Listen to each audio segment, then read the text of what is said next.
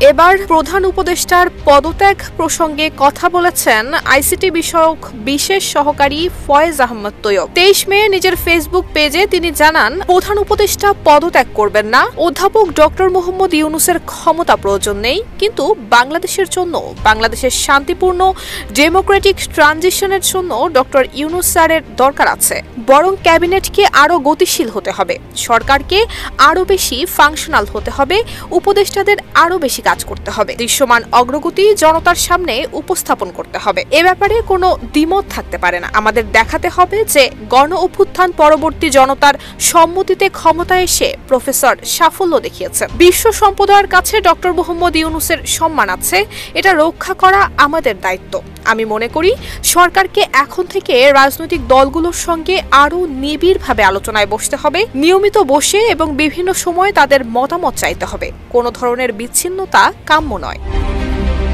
রাজনীতিতে সেনাবাহিনীর ভূমিকা নিয়েও তিনি স্পষ্ট অবস্থান জানান। তিনি আশাবাদ ব্যক্ত করেন, সকল প্রস্তুতি শেষ করে নির্বাচন এপ্রিল-মের মধ্যেই অনুষ্ঠিত হবে বলে আশা করি।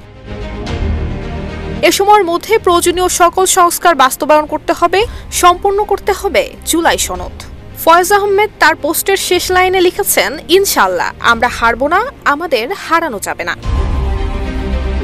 নুসরাত জাহান মেহে, ঢাকা পোস্ট।